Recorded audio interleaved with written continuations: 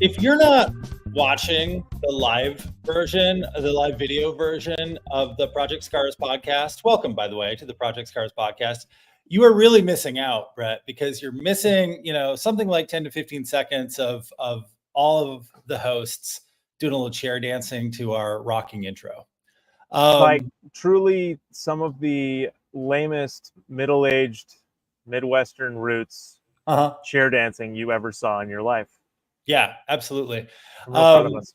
It's super fun. It's my favorite thing about the show. Hi, I'm Seth Mearsma. I am one of your two hosts today of the Project Scars podcast. Joining me, as usual, Mr. Brett Evans. Brett, how are you today? Good. I have a fully functioning Wi-Fi system, so I probably won't drop out in the last 10 minutes like I did last week. Let's see what happens. I love that. Yeah, it was you and Kyle holding down the podcast fort last week, and I appreciate it. I was off on vacation. We'll talk about that in just a little bit. But it's the two of us today, as Kyle is now out and about on a car event that perhaps we'll hear a little bit about next week or in a future episode. But before we get into that, I just want to say that the Project Scars podcast is presented by CarID.com. It's a super exciting time right now at CarID.com, Brett, because we've got IDs going on. This is our biggest sale of the year. Started August 15 and it's running through September 9. You're not going to want to miss it. There are huge discounts on parts and accessories from brands you love for you to trick out your car, truck, or SUV, a little bit like we're going to do later in the show today. There's also a lot of other deals, some free shipping on stuff too. So go ahead, check out the site. Right at the homepage of CarID.com, you can see discounts and links to coupon codes and things like that. So there's never been a better time if you're looking to do some shopping for new parts or accessories or maintenance items for your vehicle. Do it right now. We'll do it after the show. Give us that courtesy, please.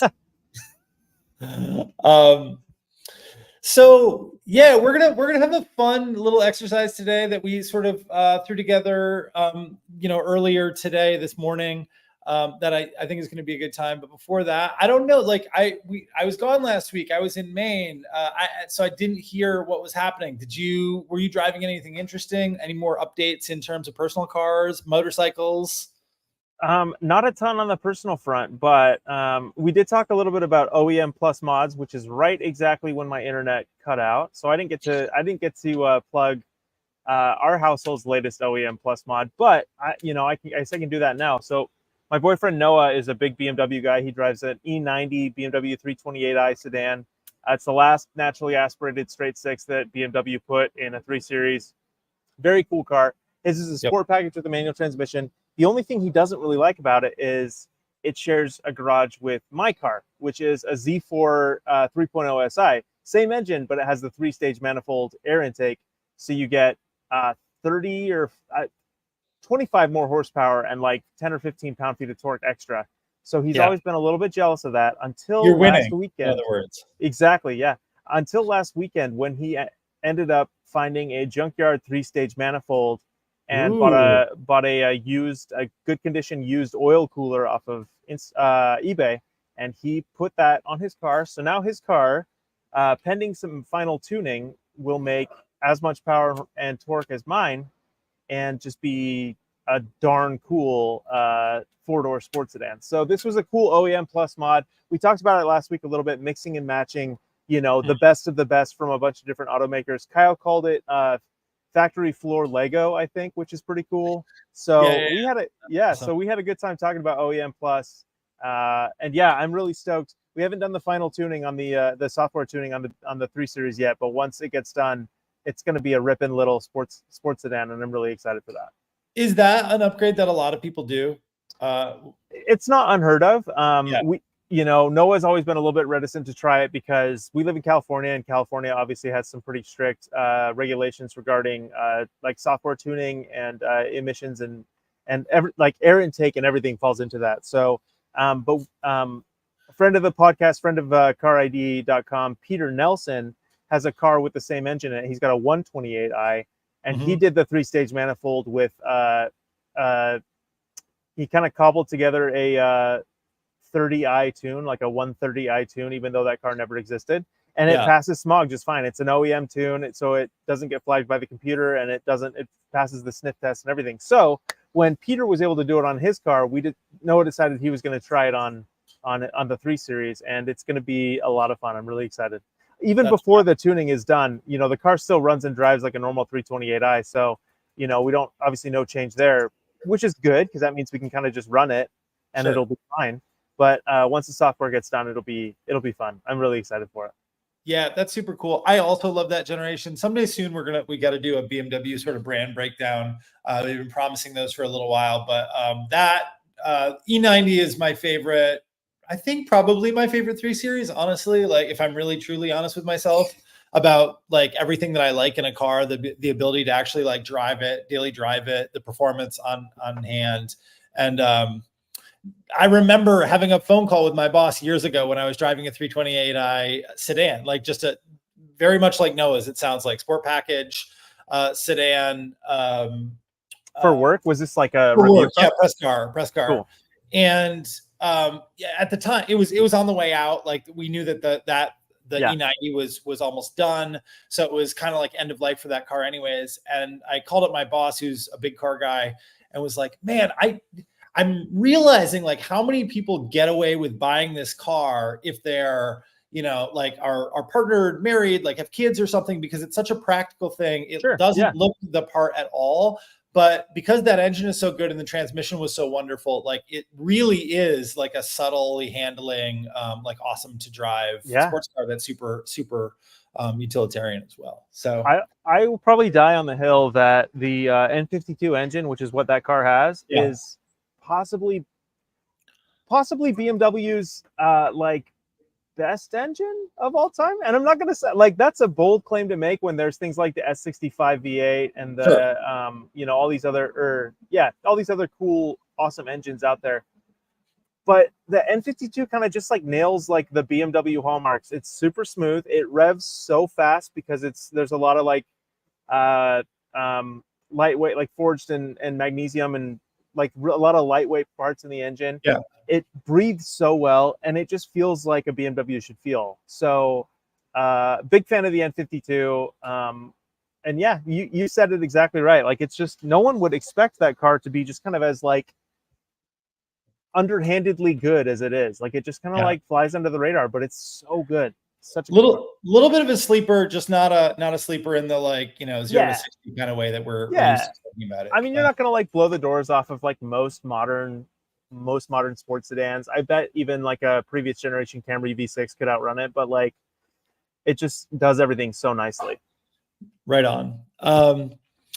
Well, that sounds like a ton of fun. I want to share one quick. We don't need to belabor vacation time in Maine. I had a great time. Feel really rested. Happy to be back, but had a really good time with the family. My in-laws are out near the New Hampshire border, so they're in the White Mountains, and we love being out there. We get to do a lot of hiking. They're right next to like literally not even a half mile, I think, to this awesome lake called Geezer Lake, which has got a beautiful beach on it. So we did a lot of like hanging out on the beach and walking around and spending time outdoors. And I also I didn't get to play with it, but I want to share it because I was really stoked. My father-in-law, Virgil, was excited to share that he got an FJ Cruiser. This is a 2011 or 2012. I threw this up on social media because I just loved. I mean, FJs are cool, right? Like FJ Cruisers are awesome. Yeah. Sort of flawed vehicles, sort of a dressed up 4Runner. Talk about great engines. That like that I don't know. Is the 4-liter a great engine, or is it just a long-lived lump that you can't kill? Well, I mean, considering it came before the 3.5 liter, which I think is the worst truck engine ever to be put into a truck. I love the 4-liter. It's just big torque, just a big old. I love it. Exactly. Yeah. So it was super fun. Unfortunately, my wife got to drive it. She took it on a quick errand, and then for whatever reason, between kids and vacationing and Bud Lights, like I just never got behind the wheel of it. I'll have to do it next time. But yeah, that's weird, man. It's got higher mileage, but like I said, I love the color. It's got the plain like black cloth interior, nice spec. And I think they're really enjoying it too. And also, as somebody pointed out when I put this up too, 3 windshield wipers. Like the 3 windshield wipers is something you always forget unless you're an owner, and then you see it again and you're like, oh, this is wonderful and maybe terrible every time I have to replace these. I'm not sure, but it's a cool truck for sure. I love that Toyota went from like, in the early days of FJ Cruiser, they were all yellow and blue and just like, they looked like little toy remote control cars or like little Barbie Dreammobiles. And then in the later days, they went with like this dark tactical green, or like the like olive drab, or just like they like went really hard into like the muted like military style colors, because I don't know, I feel like they like knew what they were getting into. They're like, the first round of buyers are going to be personality hires, and then the second round of buyers are going to be off-roaders. And like they nailed that like product cadence real well with the colorway. It really fits too. Like I was joking that this could almost be an LL Bean edition. It would need some sort of touch in the interior, but this color is like right on brand for LL Bean. And obviously we're in Maine anyway, so we're talking about it. But this is such a good pick. I still have issues with my only issue with this car always, other than the fuel consumption and like lack of acceleration if you need it, is the rear visibility. And honestly, I got back in it, and it is really bad, but it's also one of those things that like, you've got big mirrors. In this one, you've got a backup camera. Like you adjust to it pretty quickly. Last time I was on, I talked about the Huracan Storado. So maybe my bar for poor rear visibility has been artificially lowered a little bit. But it's so perfect for a place where the place where they live, right? It doesn't make sense for a lot of people, but like, it's not like they're going off-roading, but just to live in the country in Maine, like the roads have got crazy crowning on them and are crumbly. You're off on gravel and dirt a lot of the times. They have to get up to a property that like they actually have a little bit of a climb on a shitty, I don't know if I'm allowed to swear or not, but on a crappy road to get to. So like there's real utility in a vehicle like this in day-to-day life, and it's not, and it, like reasonable towing and all that kind of stuff. So I think it's a good pick. Yeah, that was a solid choice on their part, and it's going to last them forever. I don't know how old your wife's parents are, but my parents are always like, every time they shop, they get really morbid, and they're like, this is probably going to be the last car that we buy. Yeah, we have that conversation. and this could very well be. I mean, your wife's parents could be in their 60s, and this could very well be the last car that they buy. That means it's going to be on the road forever. Yeah, I don't know. Well, my father-in-law likes cars a lot, so he might juggle a few here or there, but. All right. Well, speaking of buying used off-roaders and or other things, we thought it would be fun today. Again, you guys talked a little bit about off-roading last week, had a good conversation. We're like we talked about at the top of the episode, like our partners over on the retail side of Car ID are deep in this cool summer event called ID Days. So there are lots of big sales and stuff going on. And we were talking to them and thinking about like, we could create kind of a cool podcast concept around talking about some of that basically. And then the other piece of this is our good friends at a previous job, Chris Smith and Chris Bruce used to do a podcast called Rambling About Cars that we really loved. They often did a cheap car challenge type thing. So we thought, why not bring those two things together and create a little bit of a challenge around building a cheap, $10,000 is pretty cheap for an Overlander, right? Yeah. Oh yeah. Is that fair to say? Yeah. I know people spend lots of like big dollars on serious rigs that can go anywhere and kind of, like sleep 20 and cross them out and things like that. But we wanted the budget to be a little bit more reasonable. Perhaps if you're watching, you've gone through the same exercise. So we stuck with $10,000, which I think is a popular figure for this. And I don't know about you, Brett, I was surprised at what you're able to put together for $10,000. Yeah. Yeah. And then two, how like, I'm not a guy who's ever built an off-road SUV or truck. Yeah. Even just spending an hour doing this, now I want to, right? Like I immediately am like, oh wait, this would be dope. Like if I actually did this. Even starting with a truck that I don't particularly care for, like as a new thing or as an OEM thing. So that's the preamble. We've each got, the rules are thus, we've got $10,000 to spend. the vehicle that we buy has to be within our region, roughly speaking. So it's sort of fair, I guess. We have I said you've got to spend at least some money on parts, right? Or accessories or something for this. Although I think turns out that wasn't a huge challenge. Nope. And then you have to be able to sleep in it. That's the last bit. So I don't know if that actually qualifies as an Overlander, but I think that you could go camping in either of the setups that we have. So, all right. Well, you want to talk about your truck, your vehicle first? I keep saying truck, but I would love to. And here's the problem with my my choices this week is you know how you said that your bar was a little bit artificially lowered because of the Huracan Storado? Yeah. Mine was very much artificially raised with, I don't know if I can present for some reason. Uh-oh. Oh, wait, never mind. We're good. Mine was very much artificially raised because I spent the weekend with this. The GMC Canyon AT4X AEV edition. Yeah. This is just like the meanest truck that they make. It's got 35-inch tires, full like boron steel skid plates all the way underneath. Like just an absolutely incredible machine. And we took it up a trail that I've always been scared to try, for like, especially in a press car where you got to be mindful of damage. We took it up this trail and it just kind of was like a non-issue the whole way through.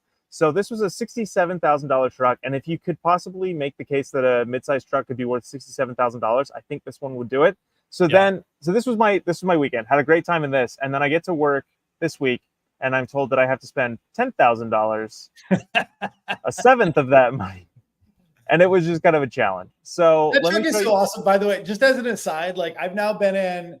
Like, let's see, the AEV partnership with GM stuff started with the Chevy Bison, I think in 2018, 19, something like that. Yeah.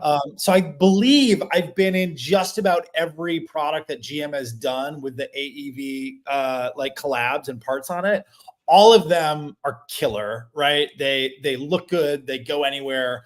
I haven't been on a trail like that one with it, but even like the big, the HD truck, I think it was a GMC 2500 that has the AEV package on it, was like remarkably capable. Yeah. So, no, it's ridiculous the amount of capability that gets built into these things. Like this was nice. The photos cannot capture. This one does the best job of doing the most. But like it was like gut wrenching. Like every wheel you dropped, you just were like, "Oh, we're gonna go over." But then of course you don't, because cars are capable. Blah blah blah blah blah. Right. Like it was incredible. It was an absolute billy goat.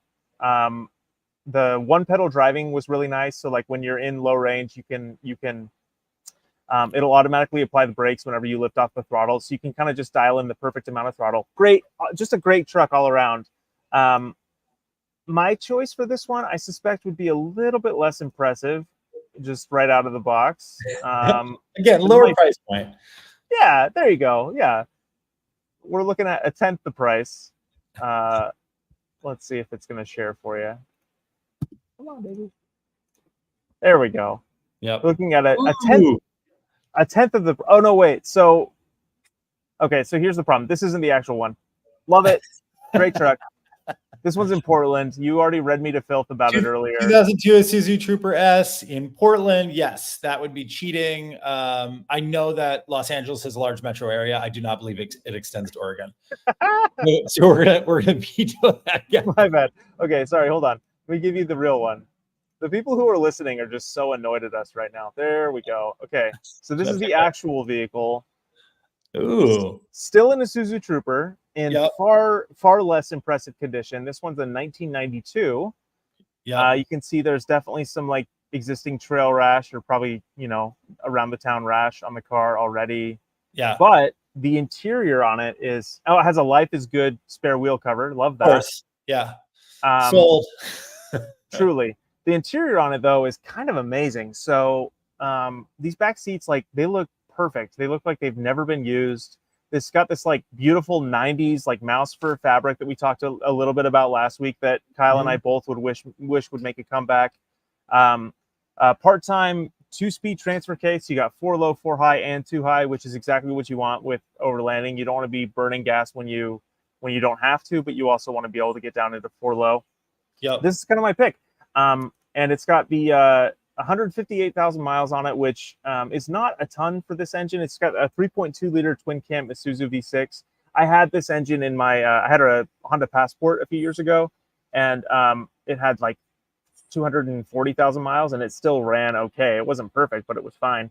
The only issue with these is they eat axle shafts like nobody's business. Like there's something about the front axle shafts are made out of like probably Play-Doh or maybe something a little bit more robust, but not much. And so these eat axle shafts like crazy. So my absolute first modification would be to get a nice set of ID Select CV joint axle shafts. Okay. The one that I'm getting has both the inner and the outer axle shaft, so you really do just get something complete, which is really nice. And then very quickly following that up is this manual locking hub. The other issue with these is the automatic locking hubs are they're spring operated like a lot of automatic locking hubs. The issue is, since the axle shafts are so weak, when the axle shaft itself is spinning and it catches up to the hub that is spring loaded, it'll shear the end of that axle shaft off. So getting manual locking hubs is a very easy way to avoid that. So manual locking hubs there, those are kind of like the durability upgrades that you want to have before you hit the road. Yeah. And then we get into the fun stuff. Then we get into Car ID has a really fun wheel and tire package builder where you select your car, select your wheels, select your tires, and then Car ID will mount and balance the tires using Hunter Road Force balancing machines, which are awesome. They balance the wheels against the counterweight of the tires, so it's really nice. You don't have to use as many wheel weights. I love these wheels, the American Racing AR23 wheels. They kind of have this weird 1980s, early 90s off-road vibe that I think would look perfect on something as big and boxy as a Trooper. Yeah, super chunky. I don't know. They're one piece. They sort of look a little bit like a two-piece wheel. They do, yeah. Spokes. Yeah, I think that they would look great. They definitely look great. I don't know that I've ever seen a Trooper. This is funny. I mean, I'm sure that they exist. I don't know that I've ever seen a Trooper with serious, cool off-road wheels. Let me see if I can just Google it. American Racing. That's super neat. But those are great wheels. You're going to find a little bit of commonality in these builds too. And I don't know, we certainly didn't plan it ahead of time, but there might be a similar wheel on my on my build. Oh dear. Yeah. All right. Here's a little example of what we might be looking at. Let me try if I can find one. Never mind. It's fine. They'll look good. Just trust me. They look good on that Jeep there. They'll look good on the Trooper. Yeah. And then if anybody out there has an Isuzu Trooper and has put some aftermarket wheels on it, please, by all means, let us know. Share us share a photo. We've got Red Wolf in the comments, by the way, saying that he is sitting here learning and not annoyed. That's good. We're not annoying people who are watching is really goal number one here. Learning. I mean, what are we? Geniuses? Yeah. No, we're not. We should not be. You should not be learning from us, by the way. That's maybe a poor choice, but good luck. Okay, so the other picks that I've got here are let's see if it'll share for you. I've got BF Goodrich All-Terrain TA wheels, tires mounted on those American Racing wheels. Like I said, you get the free mounting and balancing. And then I'm also going to do a little practicality upgrades as well. We've got wheels. Wheels and tires are probably the most important thing that you can do to an off-roader in terms of traction. We've got some durability upgrades, and now we need to make it a little bit more convenient. So I added a Safari roof cargo basket. Since one of the rules is you have to be able to sleep in the thing, I'm thinking that all of the stuff inside the truck probably needs to go outside of it, at some point in time. So I've got a Safari roof cargo basket. Could probably do a lockable roof top if you wanted to.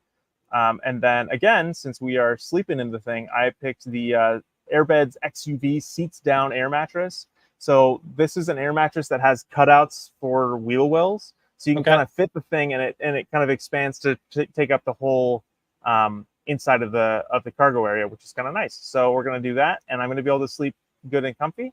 And I have a question, Brett. Let me interrupt you for a second.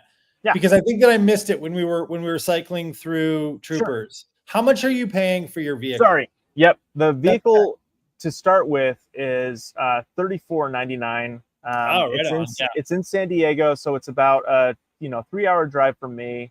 Yep. And so there's a lot of headroom with that $34.99 to do a lot of pretty cool mods to this sure. thing. Before we even get into like suspension lift kits and stuff like that, like there's a lot of headroom to just kind of make it like a good baseliner.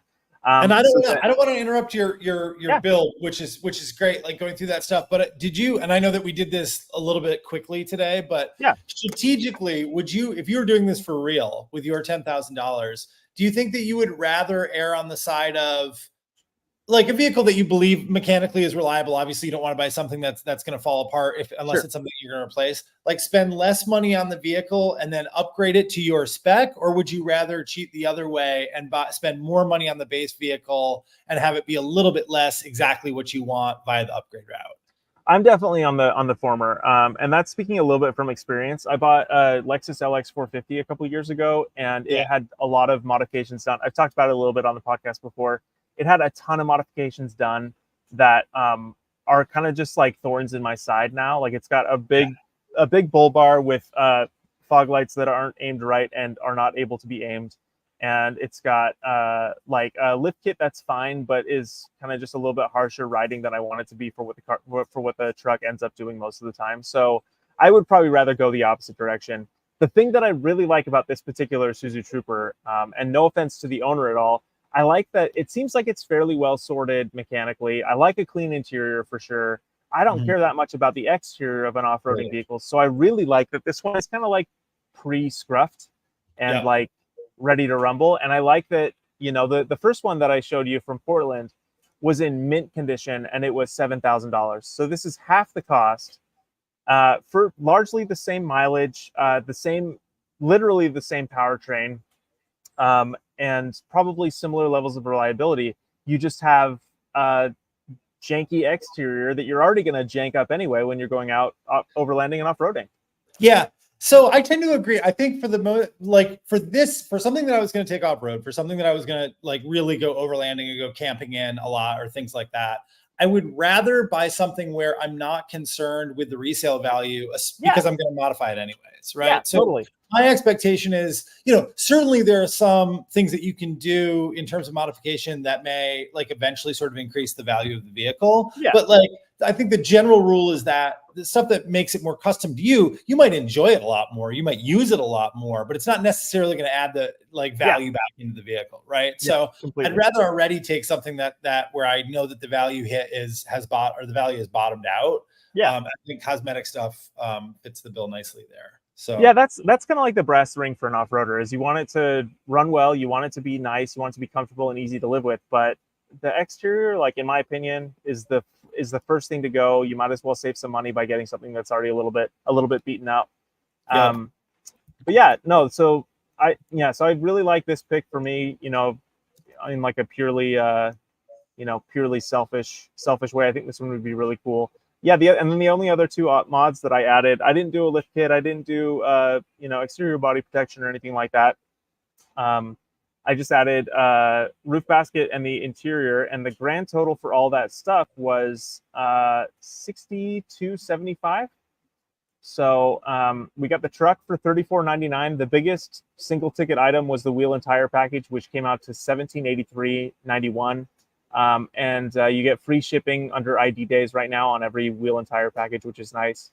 And then the safari basket was a little spendy. It was $500, but it's the biggest one that I could find on the Car ID website. And I think, in this case, size matters because I'm going to be moving stuff between the basket and the cargo area pretty regularly. And $6,800. So, I could get into it. I could do some minor, some like gentle wheeling on it, and I could kind of upgrade it in the future if I feel like it needs it, and kind of like give myself a good base platform to start from. Love it. And sorry, what your final figure was 68 something. Let me. So you have tons of money left to spend too. Yeah. You've got money in your pocket for a nicer sleeping bag and like a cool camp stove or whatever else like you want to have when you're going out camping, right? Well, and I also had the thought that like you're gonna spend a lot on gas. Yeah, in that car, you're going to spend a ton on gas, and you're going to want to stop and take a shower at a nice motel bathroom every now and again. So you got some money to do that too. Right. I love it. Well, so same idea, very different route though. My pick, and again, like we chatted about this a little bit ahead of time, but one of the fun things about like the rule about keeping the rule of things have to be local. Like honestly, West Coast it's not really local enough for the lawyer in me, but would be fine because it's just not, the Midwest or the Northeast where you're dealing with like very different economic environments where, stuff is worth more essentially. And then also like different conditions, like everything else being equal. I would love to buy a truck out of California and then bring it and then build it. In fact, I might do that. But when you've got to shop locally, you save some money. Prices are a little bit cheaper in Southeast Michigan, presumably, than they are in LA, right? So, but that changes the equation a little bit. So I'm going with availability. I'm going with like being very cost conscious. And I'm also going with the fact that I'm 6'5", right? So sleeping in the thing, there are a lot of vehicles that I could sleep in, like, being a little bit scrunched or without much issue, but I wanted something that maybe I wouldn't have to think about that much. And as I'm even going through this exercise, it's not like I didn't do the sort of spec walk to measure it out, but the Avalanche, the Avalanche is in many ways a vehicle that I find ridiculous. Oh yeah. So this is for those of you who might be listening after the fact, my pick is a 2003 Chevy Avalanche 4x4. It's got the Z71 package. And it's in Southeast Michigan. It's in lovely Mount Clemens, Michigan. There's the rear pass through to that sort of shorty bed so that you can have this much longer space. And I believe that like, even if it weren't totally comfortable, my little feet could be going through the pass through if you had and you could make a mattress slide all the way through there. So I think that I would be well accommodated in terms of the length that I would need. It's an 8-foot bed. It's a 4x8 in total. So like, right. Yeah. They designed the thing to fit 4x8 sheets completely within the tailgate like area. So yeah, you got tons of space. Yeah, it really is. It's like clever packaging, despite the fact that it's sort of I don't know, like maybe it's different. Maybe it's because there's so many like Chevy and GM brands are so big around here. Maybe there are different vibes. Like if you are an Avalanche owner or driver in New York or Florida or California, but it's a certain type of dude, largely speaking, out here. But that's okay. For this that's okay. And I also love this early GMT 800 version, with all of the body cladding. Yeah. Our colleague Gabrielle was joking, saying one of us needed to take an Aztec for this challenge when we were first working out today. And I think this is not the Aztec, but it definitely has big Aztec vibes with real all of close. that. Yeah, real close. Faded. I think that cladding was supposed to be like a whole shade and a half darker when it was new, and now it's like faded out, like UV'd out to nothing. So just dandruff sloughing off it every time you look at it. Absolutely, yeah. So the car, I don't know that it's in nearly as nice condition as yours cosmetically. From an interior perspective, from the exterior, you can see like it's got a real scabby fender. That the cladding is probably needs some work. There's a disconcerting photo in the back where you've just got like water pouring out from the bed or under the rear headlight. But it's $2,500. It's $2,500 it's got 145,000 miles on it. This is, like I said, Z71 package car, so it's not like incapable out of the box in theory, and it's got a long running GM 3.5 liter V8, 5.3 liter V8.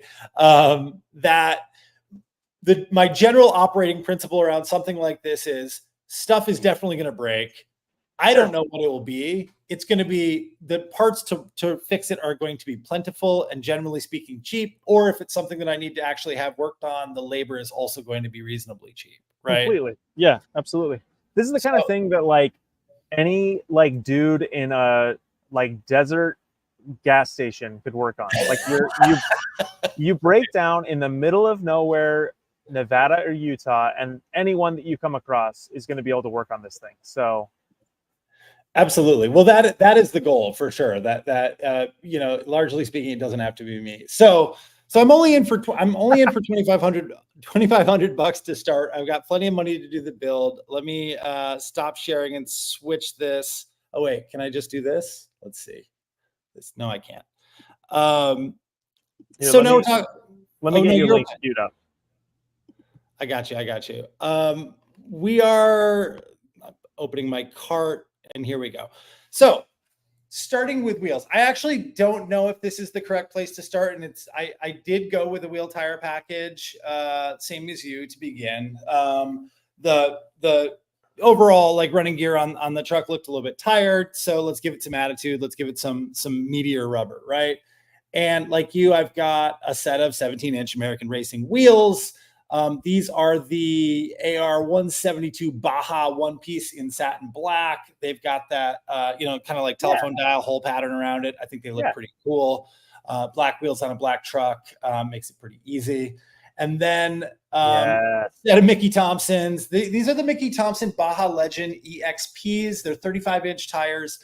So a couple things here. One is you've done a lot more off-roading than me, and obviously like a lot more sort of building this space. I haven't actually actively shopped for off-road, for like serious off-road tires before. Sure. My lizard brain always wants me to buy Mickey Thompsons because I think they're cool. Yeah.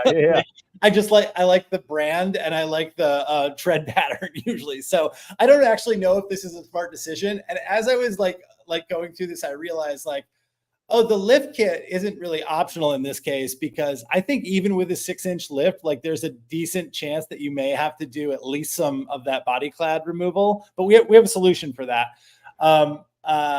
So no, I think this is a great set of rolling stock. I love Mickey Thompson tires too. Like I've never actually owned a set, but when you go out in the desert in California, every other like buggy and like custom build and like stripped down machine is wearing Mickey Thompsons. They're just like perfect for this kind of off-roading, this like sandy, like wide open.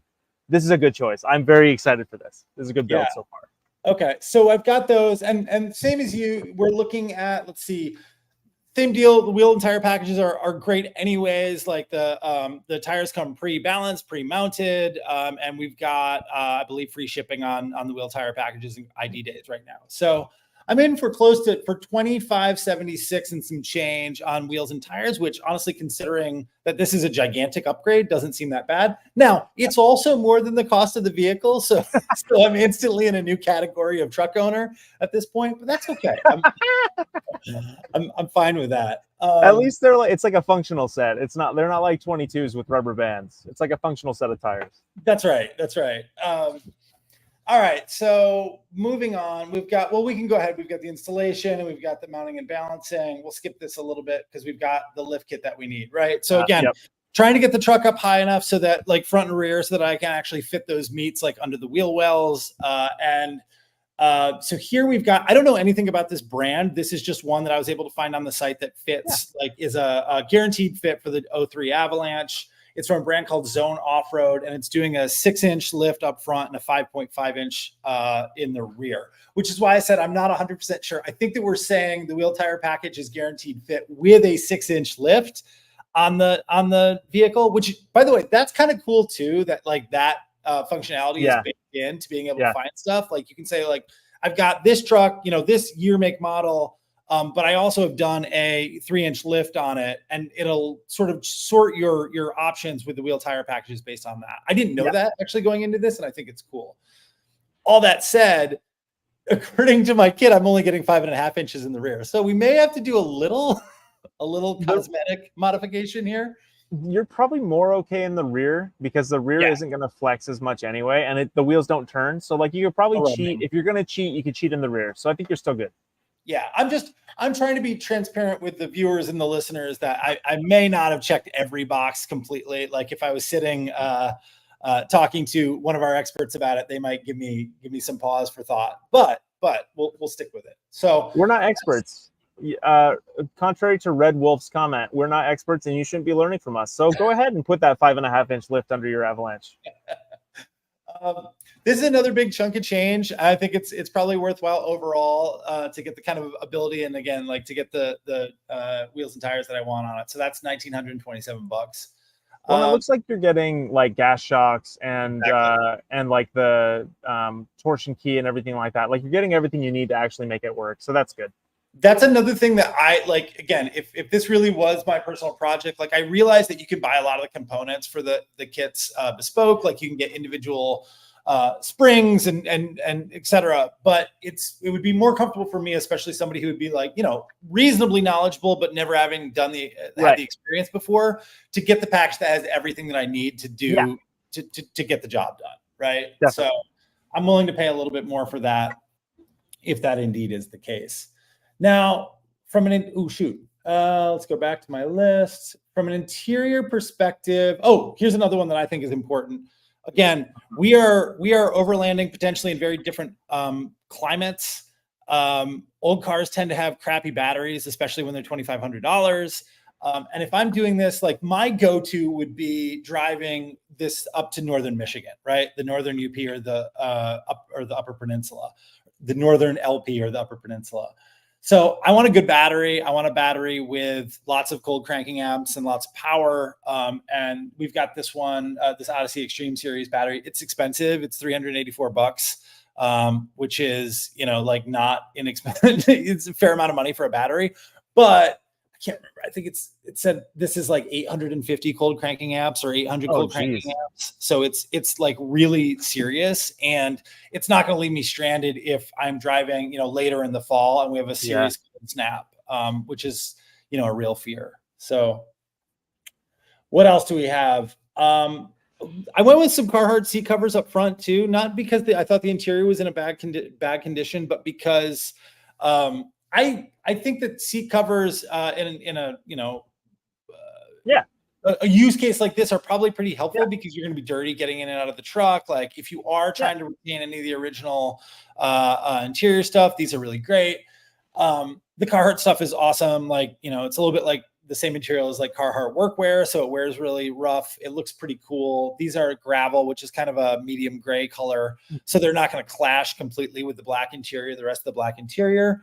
And it's another one too, where I was looking at, we've got a discount right now on Carhartt products in general and free shipping on these as well too. So you're getting, it's a good time to buy these as well. So I'm only buying them for the front, thinking that, again, sort of what you talked about with your roof rack, right? The rear is either going to be folded down to allow me to sleep, or I'm going to have gear back there. So I'm a little bit less concerned with new seat covers for the rear space. Definitely. What else do I have? Those are $360 with 5% off. Well, we'll get to the bed. I'm forgetting my favorite one. For some reason that came off my shopping cart, but go find it. I've got a mattress. This is from Right Line Gear, 76-inch. Although I went with the smaller one, and now you've reassured me I could probably go with a larger version of this mattress, which I think is like $10 more. This is a universal fit, but I can again stick it in the bed of the Avalanche, and I've got a soft spot to sleep at the very least. That's going to be important because at this point, let me just look at my tally. I am up to $8,588.53. So I have a little bit of money to play with.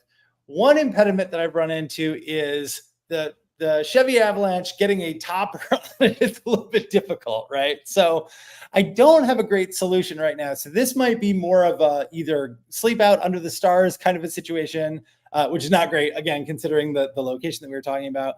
Or I've got to do a little bit more research and find out if there's something that's more of a universal sort of like roof tent solution, something that could work on the Avalanche that doesn't have to work specifically with a bed. So this is a little bit of a flaw in my game. I'm not going to lie.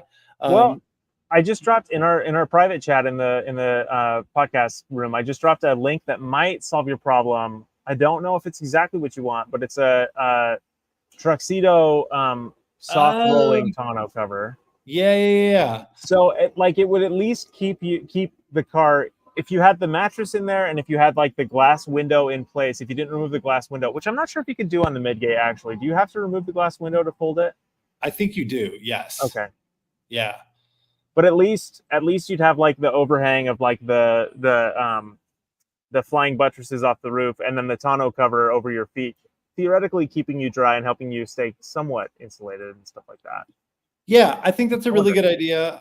I've been struggling to try and share this one, but yeah, that would be something over my head, right? Like is really ideal, or over my feet is really what you're looking for. So, and that's $579 before you get into the specifics of it. So I definitely have the money to do something like that. No problem. The other one, I don't need to do a share screen for this, but again, going into the cosmetics of the vehicle, like a little bit scabby paint, doesn't look particularly great, and we're taking it off road anyways. So I went ahead and priced out. I'll find the brand and put it in the notes later. But a rattle can solution. So we've got like spray on like rattle can bed liner, right? That I've seen this done very recently. When I went and bought my WRX, the guy that I bought it from had a was it Econoline? Yeah, I think they had an old Econoline that they had turned into a big like off-road van, and they had done the bed liner all over it, like presumably a white van to begin with. It doesn't look great in a lot of situations. People tried to do this a lot, but I think if you've got, a little bit of lift, great wheel tire package on it, like something that we like conceivably go off road, and you're using it to sort of like cover up, mask in a weird way, all that body cladding. Or if you need to do a little bit of a cutaway to get the rear tires to fit, I think that would be a great solution too. So are you spraying it over the body cladding too? Yeah, why not? I mean, whole truck. Okay. Yeah. All right. I haven't looked into the chemistry of this yet, so I'm not sure that it would adhere in a way that I would be happy with.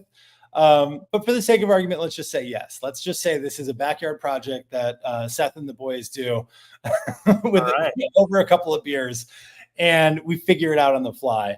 And that was surprisingly expensive. That stuff is not that cheap. It's like $50 a can. And when I was looking for like a real rough estimate of how many you would need, I was figuring something like 13, 14, 15 cans of it to get the truck. So that's another that I put $750 in the budget for that. And that brought me up to that 8,500, 8,600 mark. So again, still a little room for some, some like trail repairs if you need to make them, still a little room for some modifications down the road if you decide you need to change something up. That's a solid choice. I don't know. Yeah, I mean, it would be fun to drive. I would take it camping for a weekend for sure. I don't know if it's I don't know if it's the smartest one or not, but I have like a really inconvenient appreciation for the Avalanche. Every time I see one, like I want to just kind of hate it more than I do, but I just think they're really funky, cool. Like it's like that peak like late 90s, early 2000s era of car design. That's just so, especially if you got they did the North Face edition of the Avalanche for like at least 1 or 2 years. And it had like waterproof North Face style, like seat covers. And the interior was like green and yellow, because why wouldn't it be green and yellow? Like it was just a lot. And like, I think it still had, I can't remember, I might be mixing the Avalanche up with the Aztec, but I think I know the Aztec had it, but I think the Avalanche did too, where the center console was removable and it was a cooler. Am I making that up? I don't recall that, but it's been, so again, it's been probably more than that, 13, 20. 14 years since I've been in an Avalanche. I think they sold it for I think the last Avalanche was 2010 or 2011 or something like that. So, but I don't remember that. I know that for a time it was very popular if you're able to put coolers like wherever you could in the vehicle. Yeah. The one that always comes to mind is the Ford Flex, like having the big refrigerator. I forgot about that. But like all of that stuff is really neat. And I do appreciate this Aero GM. It's obviously having a little bit of a, I don't know, resurgence, or just like those of us amongst us who are into cars and maybe like in the Radwoodish space, like are looking at these vehicles a little bit differently. Plus they're just getting cooler as we get older. And we remember like how neat we thought things were in 2003. So I remember my scout leader in 2003 to 2007 had a series of Avalanches. He started with the one with the body hardware, which like that nasty plastic. He got that one, and then 2 years later he traded it in on one without the body hardware. And then the last one that he had before I aged out of Scouts was like second generation with like the Chevy Tahoe front end, and that thing was like a luxurious truck. That was like a nice, comfortable, like big comfortable truck. It had none of the like Avalanche like tackiness about it. It was just a big, comfortable SUV that happened to have an open bed. It was really cool. Yeah, So, I like it. My memory of driving them when they were new, again, like out of the media fleet, was they were a lot more like driving a Suburban than they were like driving a Silverado, right? Yeah. Like just a lot more sound deadening. The ride was a little smoother. Mostly it was NVH stuff, but they still had capabilities. I honestly, I think that's why people really like them, right? Yeah. They got into them because you had some functionality of a truck and you still had the SUV experience. And for a time, maybe they look cool. They fell out of vogue. And I guess based on what you're saying, maybe they're coming back into vogue a little bit too, as long as they don't, like rattle can bedliner. The one that I'm buying. But that's the only part of your build that I'm going to have a really hard time with. I'm not going to lie. I think a lifted Avalanche with a rattle can bedliner is just a whole vibe that that you're really buying into, that you're choosing, you're opting that vibe. And I wish it's very tactical. Very, very tactical. It's definitely giving like prepper energy for sure. What are the cars that you're allowed to rattle can bedliner and not get labeled a prepper? Is there anything? No, I don't think there is. What about a Mirage? A Mirage? A Mitsubishi Mirage? Yeah. That just feels like prepper cosplay at that point then, which is maybe even worse. I don't know. Maybe there's not an answer to that. But for those of you who are watching, if you guys are checking this out on YouTube and you've got good ideas for what you would use to build your cheap Overlander, your 10 grand or under Overlander, please let us know. We'd love to share those on an upcoming episode. Yeah. Drop it in a build sheet. If you want to give us all the details, give us a price, everything. And then drop it in an email to tips@carid.com. And we will do our best to feature it in an upcoming episode. It'd be really fun to see what you guys are thinking. We'll just continue our streak of talking about off-road topics for sure. Really? No, I don't know what we're gonna do next, but maybe we'll take a foray back. We've talked about this before. We've done a lot of performance stuff. We've done a lot of car stuff. So we're trying to make sure that all of our truck love gets expressed in the podcast as well, and all of our off-roady things as well. So I mean, to that end, if anyone listening has an idea for something that you want to have a $10,000 dream build on, that would be great too. We're bandying around before the show. We're thinking maybe we'll do like a cheap track car, or maybe we'll do a cheap like parent mobile, like a nicely accessorized minivan or what have you. If you've got an idea for a cool $10,000 cheap build, drop it in the comments or send us an email. Oh my God, dream minivan build would be amazing. I've played this game with myself many, many times already. I already know what my answer is going to be. I mean, but the thing is, you can combine the two. I didn't even think about that when I was looking at it, but like I've had the thought before that safariing out like basically any 20-year-old minivan would be a really cool thing to do. Well, and honestly, like overlanding does not have to be like going through the Rubicon or visiting Moab. Right. Like it can literally just be finding really cool remote ghost towns on gravel roads. And you could do that in a front or all-wheel drive minivan very, very easily. And they make lift kits for like the Toyota Sienna has a lift kit too. Like there's stuff you could definitely do. Yeah, I think that overlanding has I think people who understand it, and our friend Red Wolf who's watching and commenting says that he's completely new to overlanding. You're not the first. I think there's been a lot of conversation over the years. Like guys like Brett and I have written a lot about overlanding because it's been a thing really since COVID. It's become more of a thing that people like to do with their spare time just to get out. Another way to think about it is just car camping, right? And this is something that's existed for a really long time. I went car camping when I was 19 with my buddy in a 68 Volkswagen Beetle, basically, because we just had this stuff there and it was easy to do. Now, whether or not your tent attaches to the car in a neat way that makes for a cool photo on Instagram or not, like is sort of beside the point. But like you're going somewhere that's not your home, that's not a motel or hotel, right? Like to stay somewhere, presumably somewhere sort of out of doors so that you're exploring sort of natural things that are cool. But for the most part, you really don't need to have. It's awesome to have, an old built Isuzu Trooper to do that in so that you can go wherever you want out west, but you can also do it in, I could do it in my WRX, right? Like you could do it in a Corolla if you wanted to, and you're a little bit careful about where you went. Right. So see that, and that's another funny thing. So when we took this GMC off-roading this weekend, The road, the trail to get to the trail that we did is like pretty washed out, pretty rutted, pretty nasty. Like there's definitely some spots, you know, even on like the wide 15-mile-an-hour service road to get there, there's some spots where you have to like cross like a rivulet that's been cut completely across the road.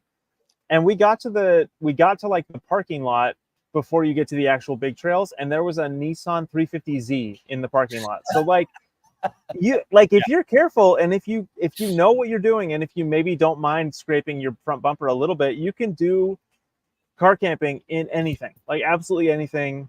So, you know, whatever you get, like applying a few key modifications can make just about any vehicle pretty capable of like at least some light overlanding, car camping, outdoor adventuring. So in 2016, I did an amazing trip with Subaru, that where we drove, like a lot of Subarus then line up through Patagonia, right? So it was like, like 700 miles or something. Like it was over 1,000 kilometers. I know that. And it was this really, like, most of it was on dirt roads, right? We started on pavement. I'm forgetting the name of El Calafate, I think is the name of the town. It's like a hiking mountain town. And then we drove all the way south and then took the ferry over and ended up in Ushuaia, like the very, very dead end of South America. It's incredible. So we're in this, like, the Andes in the background, like on these crazy dirt roads that are really rutted, and it looks like nobody is around for hundreds and hundreds of miles, and you're flying through like rocks going everywhere and just having this like huge adventure. And then every so often, every half an hour, you'd see like whatever the South American version of like a Chevy Aveo is. Yeah. Just like going at double your speed in, like, headed towards you in the opposite direction, just, you know, because he lives there. Like there's nobody better at negotiating the roads that you're talking about than the guy who lives right there, and no matter what they're driving. It's so funny. Like you just don't need nearly as much car as you think you do for a lot of those situations. You maybe just have to care a little bit less about the car that you're driving. Totally. Yeah. I mean, it's great to have cool capability. And if you're like, again, if you're nerdy like us, it's just fun to like transform a vehicle into something, even if you're only going to use it, you know, a few minutes of its life at its ultimate capability. That's why we like building fast cars and rugged trucks and things like that. But yeah, don't underestimate the Chevy Aveo if you're just willing to get it dented up and you don't care about your windscreen. Oh man. All right, fully off topic. This has been great, Brett. Thanks again for joining me. Thanks everybody for watching. Yeah. Don't hesitate yet again to leave us a comment after the fact. We'd like very much for you to subscribe to our YouTube channel if you're watching this on YouTube, so that you can get alerted when a new episode is about to go live. I would also love if you're into audio podcast, if you're going on the road, go ahead, subscribe to us, and you can listen wherever you want, in your car, on your vacation, and we'll keep you entertained, or do our best anyways. All right. Thanks, everybody. We'll see you next week. Have a great week. Have a good week, everyone.